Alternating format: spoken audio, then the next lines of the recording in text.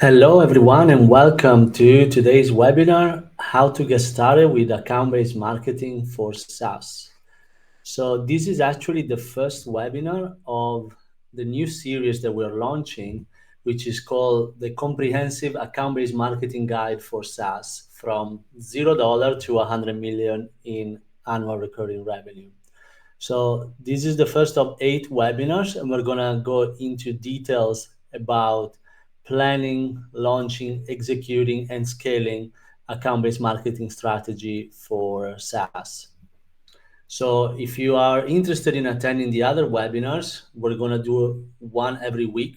So every Tuesday we'll have the next webinars, and you're gonna be able to see all the webinars that we're planning at saasandql.com.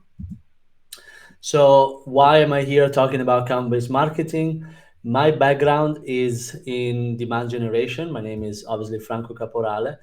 I'm the founder CEO of SaaS NQL, but before launching SaaS NQL, I was working in Silicon Valley in San Francisco for a few different venture-funded cloud and SaaS companies. And in all of these companies, my focus was to generate opportunities for the enterprise sales team and to scale demand generation. So I developed a pretty strong account-based marketing framework that was being very effective at driving these opportunities. And so in 2018, I started SaaS NQL, and the only focus of SaaS NQL is account-based marketing. We only work with SaaS companies, typically venture funded or even public companies, to plan, execute, manage, and scale their account-based marketing programs. And we focus on multi-channel campaigns that are scalable and very effective at driving enterprise opportunities and deals. So that being said, let's jump into the agenda for today, and then we'll talk about the future webinars. But today I want to give an introduction about account-based marketing because it's something that not everyone is familiar with or has run programs or campaigns before. So I want to start today with a good introduction, and we're going to cover the brief overview and like how account-based marketing became a buzzword a few years ago, and what are the differences between account-based marketing and the traditional inbound marketing. And then I want to discuss a little bit about why it's important for SaaS companies to at least look into account-based marketing as an option for your growth strategy. And then we're gonna cover the different type of ABM strategies, typically, the one-to-one, one-to-few, one-to-many, and how you can choose the right approach. We're gonna discuss what are the channels that you can leverage to run account-based marketing campaigns, what we mean about account-based marketing orchestration, and then a few common misconceptions at the end that I hear very often from SaaS founders or SaaS executives. So let's start with the first introduction and what is account-based marketing. So when we say account-based marketing, we refer to an approach that is very targeted to focus only to your top accounts. So the top value, top tier accounts that we want to target to and allocate all the budget, all the efforts only to those accounts to convert them into opportunities and deals. So that means that my entire marketing budget that I allocate for ABM is going to go towards engaging decision makers and influencers in those pre-selected high-value accounts. So I'm not running campaigns, broad campaigns to try to catch something and then see if some of them are relevant to me. They're going to just be allocated for those accounts.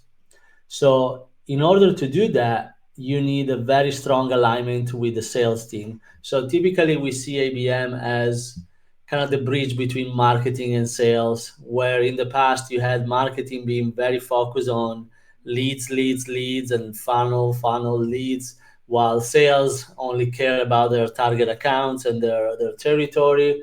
And a lot of times you will see some mismatch between the two departments.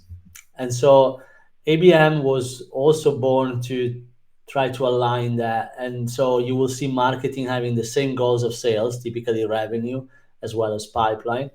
And then from revenue and pipeline, you work your way back to how many opportunities you need to generate, how many accounts you need to target, and how much budget to allocate.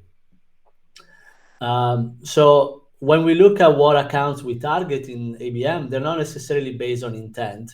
And this is something I hear very often, which is, how do I know which companies are in buy mode today so I can target them instead of targeting those that are not in buying mode, or they haven't started really looking to purchase that specific solution? This is not what ABM is about, at least not only.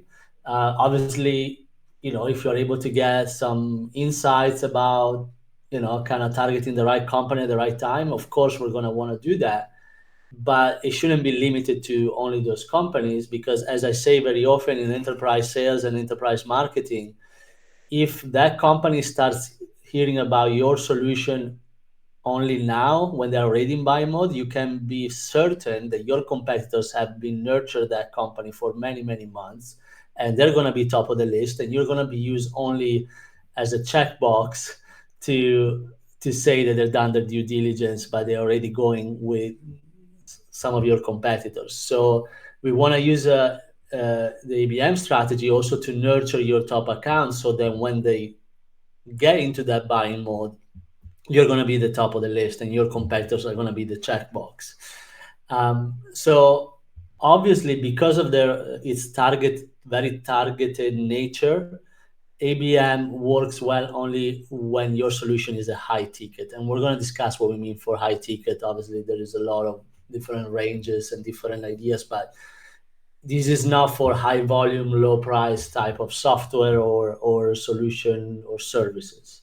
This is when you're looking to build those relationships that turn into a lot of revenue. And also, it's going to work well when you have a clear ICP. So there's not like some vague, we work with all these verticals and all different size of companies and all of this, all of that. Is going to turn into a very, too broad of a campaign. It's not going to be very effective. Your conversion rate is going to be low. So when I hear like clear ICP with a lot of attributes, that's when I know it's going to work well. And so, spend some time defining that before launching your ABM program. And as a kind of consequence of that, you also need very clean data and clear segmentation to run strong campaigns.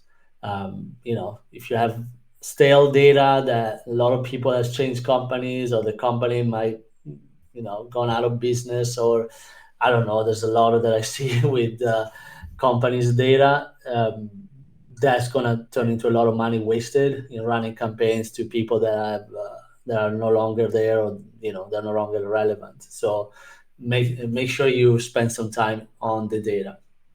But in short, even though ABM and account-based marketing is a little bit of a buzzword, but the concept behind is not. This is something that is really key for B2B companies and B2B marketing.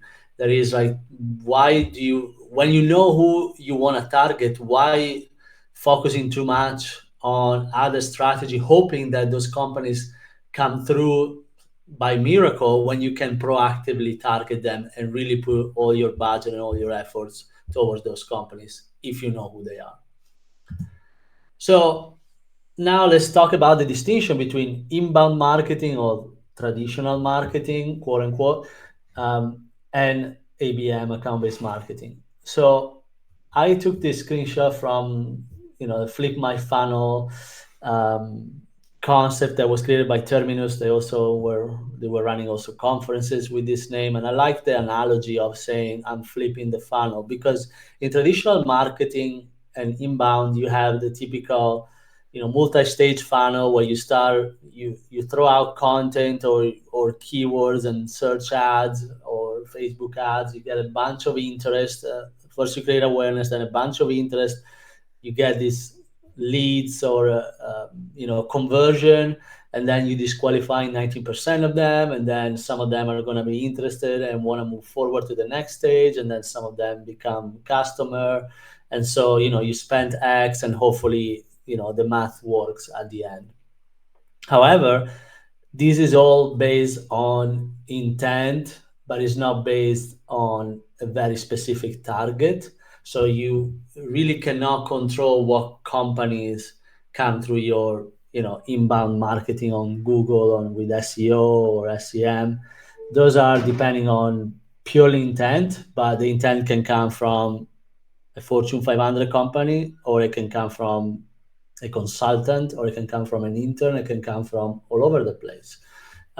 So it works well though when your solution is pretty low price and you need a lot of volume.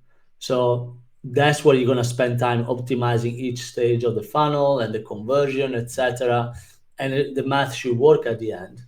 However, when your solution is not low price but is a high ticket, that's where ABM becomes much more relevant and much more profitable, and it's all based on fit more than intent. As I discussed earlier, we are looking to target every account that we think is going to fit well with our solution and is going to turn into an ideal customer, regardless if they are in a buying cycle today. So to do that, we have to always leverage multiple channels. It cannot be done on a single channel. Decision maker influencer, they consume different content and material. They go to events, they download reports. You want to try to really become relevant across all these different channels. And you can really decide how much budget you want to allocate for, I don't know, your tier 1 accounts versus your tier 2 accounts, or different territories, different verticals, different stage of the funnel. Anything like that can work, as long as your deal size is high enough, because you're going to be spending a lot of time creating this custom content, assets, flows, orchestration, etc. So it has to be worth it. So when some of these accounts engage with your campaign and turn into opportunity, it should be a very solid opportunity. So for SaaS companies, account-based marketing is particularly good, as long as your deal size. I like to use this as kind of my floor, and it's 20K ACV or 20K ARR. So I look particularly the first year of revenue, even though many companies sign multi-year deal. But if your ARR is at least 20K, that you can focus on ABM and be successful with it. And it doesn't mean that your average deal size needs to be 20K actually.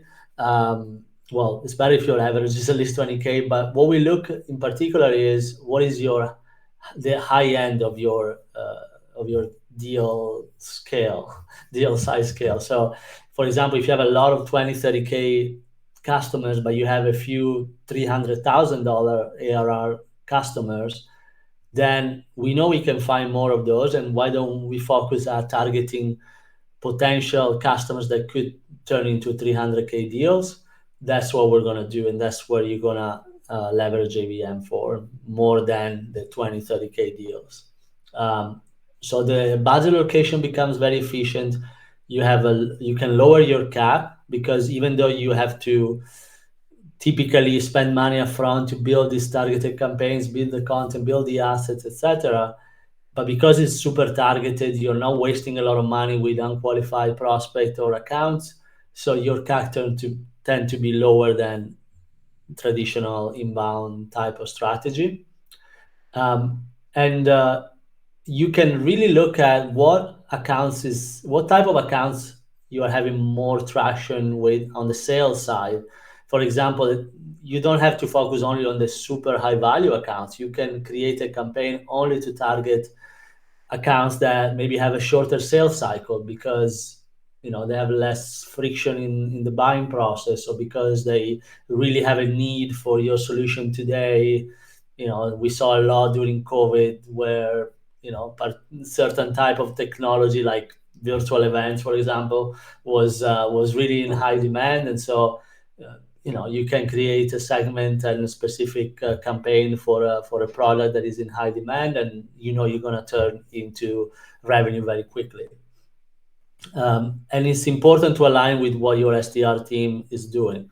So typically the SDR team is spending a lot of time with cold call, cold emails, cold LinkedIn messages. But then when they don't get a response with those three channels, what else can they do, right? And so you can really help by creating targeted campaigns across different channels that maybe your SDRs are not leveraging today, to help them get their foot in the door and turn these accounts into opportunities. So when we look at the different ABM models, so we typically talk about one-to-one, one-to-few, and one-to-many. So one of the misconceptions that I'll talk later, but is that ABM is only one-to-one. So if I do account-based marketing, I need to create one campaign just for, I don't know, Bank of America, if it's one of my target accounts. And so my whole campaign, I need to create custom assets, custom everything for Bank of America. And so that's going to be super relevant for them. Of course, you can do that, but you always have to make a determination if it's worth it to do it.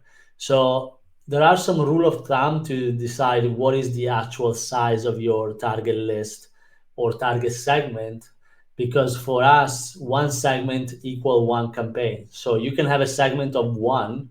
So Bank of America will be your own segment, but how much is it worth to you if Bank of America respond and become a customer? If that is worth like 50K, are you really spending your team's effort and budget and time to have a chance at converting 50K? Or is better to create a larger segment and, looking for companies that have things in common so that it becomes very relevant campaign, but not necessarily with only one account in it. So I get this question a lot of how many accounts should be in the target list. Should it be 50, 100, 500, 5,000? There is a lot of variables to calculate your list, but the main one is what is your deal size. So if your deal size is half a million, 1 million ARR plus, your target list can be pretty small, even 20, 30, 50.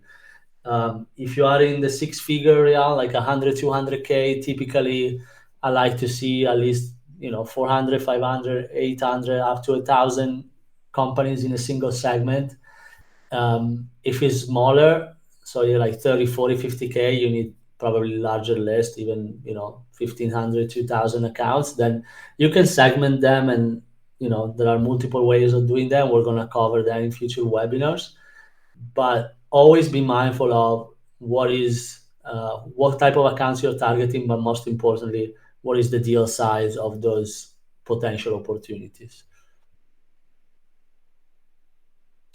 So when we look at the different channels that you can use for ABM, and as we discussed, you're going to need to use more than one. So obviously you have to look at channels that allow you to target specific companies, because if you cannot do that, you cannot really run any kind of ABM strategy. So what channels are available today where you can decide to what companies focus this channel on? So an obvious one is email. Is very saturated today. So you're going to have moderate success on emails as a standalone channel, but it's different when you start combining this channel together. Another one that is great is LinkedIn ads. It's fantastic because you can upload a list of accounts and really build your campaigns around those target segments. The only limitation on LinkedIn ads is, your list of accounts cannot be like 20 companies. You typically need larger list, but you have to see that as your top of the funnel kind of channel. So you're using LinkedIn ads to drive that initial engagement, not to drive the actual opportunity, but more to, expose your content to decision maker, maybe some reports, case studies, etc. Then a great one where SaaS and QL and my team spends a lot of time and with a lot of success is direct mail. Today is very underused in B2B, luckily for us.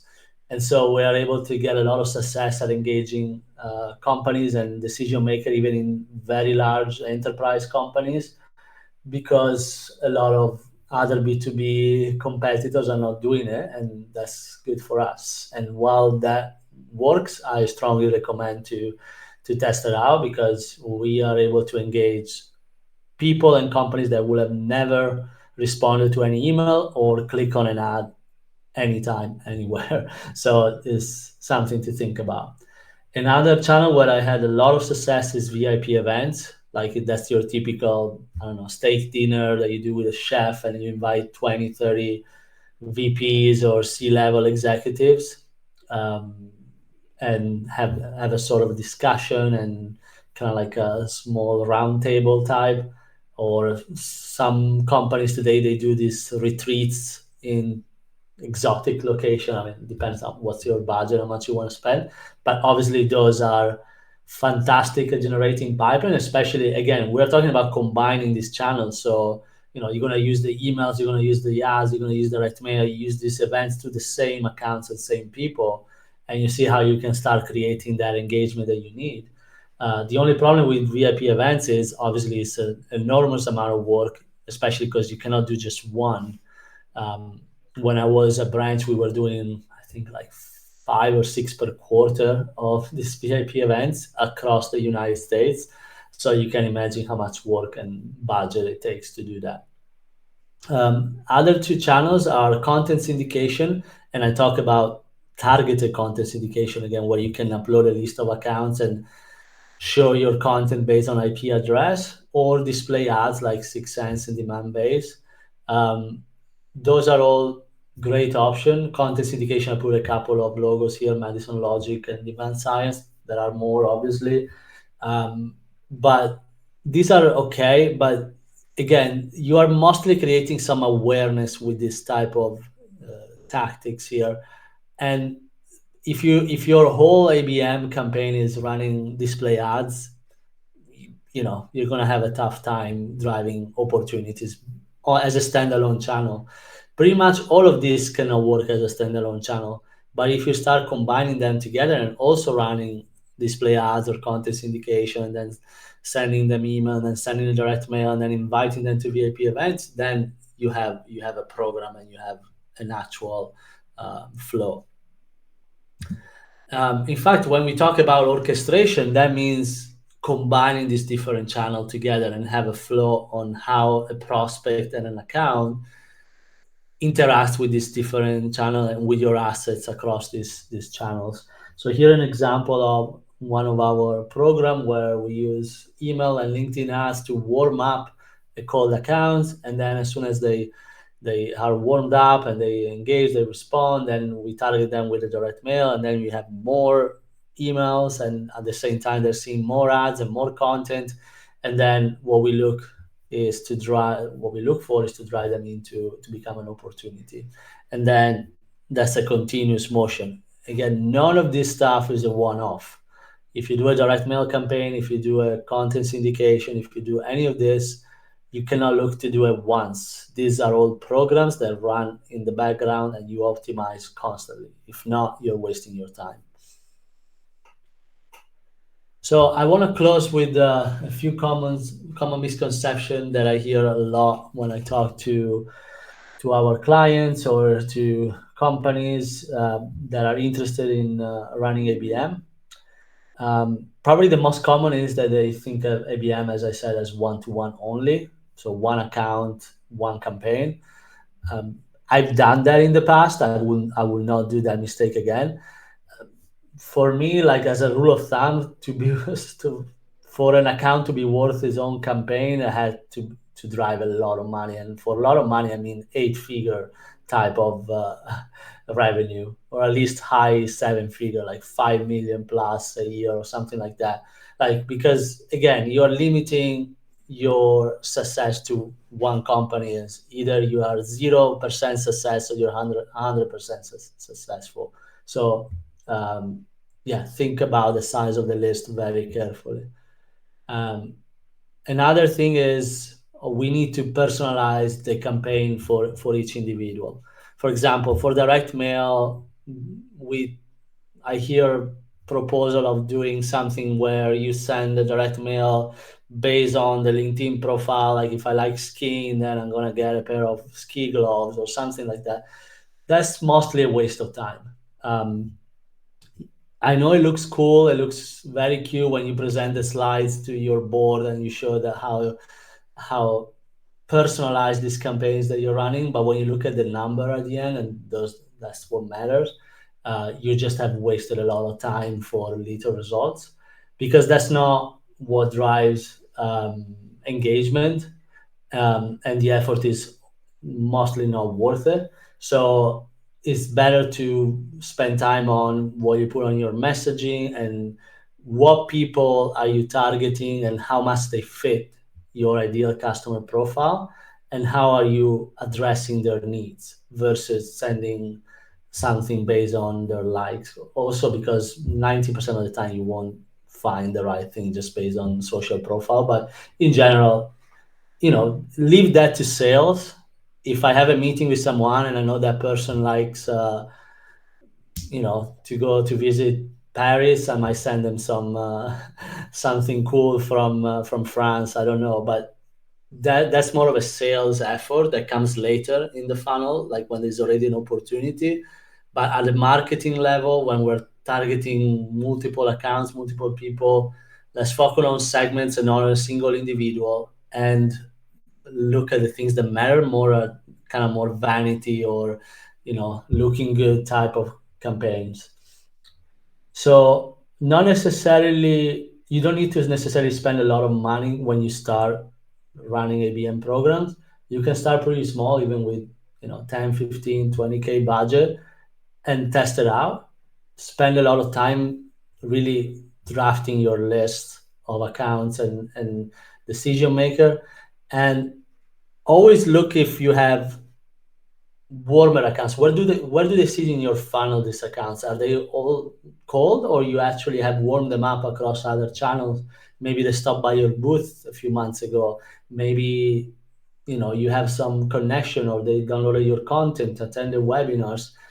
Don't only go towards cold accounts. Actually, cold accounts should be you know left last, as long as you have warm accounts that are 100% a fit, because again, fit is more important than intent. But that cold accounts are gonna obviously have a lower conversion, higher CAC, but because you're driving them from scratch, from cold to opportunity. So spend some time to see if you have already engaged some of these accounts before, but always look at fit first and work with sales to do that. But don't let the sales team draft the list only and then work with that. It should be a collaborative process. Um, One misconception that I hear a lot is a startup shouldn't waste time with ABM. That's very wrong. Even bootstrap companies that haven't raised any money can be very successful with ABM, because especially if they don't have a lot of marketing budget, because all the budget is going to be used in a very focused, very targeted way, and so you don't waste a lot of budget and dollars to attract companies and people that are unqualified for your solution. I hear a lot that you should use ABM only if you target Fortune 500. Also not true. We do that very successfully, targeting mid-market companies. Not very small, not SMBs, right? You're not focusing much on SMBs, but unless these SMBs are worth a lot of money. But typically it's like mid-market to enterprise. But this mid-market can be 100, 200, 300 employees, sometimes even less, depends if they fit your profile, as long as the deal size is high enough. But don't think that this is only enterprise. It's not. And then finally, when I hear a company saying, yeah, we're running ABM strategy and the only thing they have is some targeted display ads or context indication, I question I question that. You need much more than that. Actually, you're going to spend a lot of money for awareness, but then you're not doing anything with that awareness that you're generating. And so that's why you want to create some multi-channel flow. And that's where it becomes, pretty time consuming and a lot of efforts to create the orchestration around those channels. But that's where the fun part starts. And so, with that, I want to talk about the second webinar, which we're going to have next week.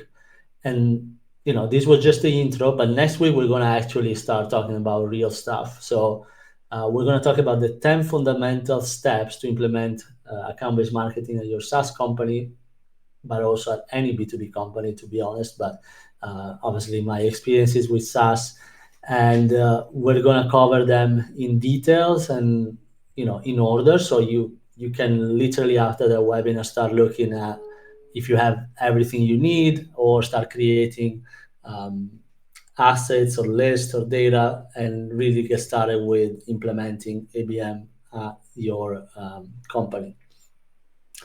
So with that, I'm gonna close today's webinar. I hope it was interesting, and I hope to see you next week for the next webinar. And obviously, the recording is going to be available right after this. Thank you, everyone.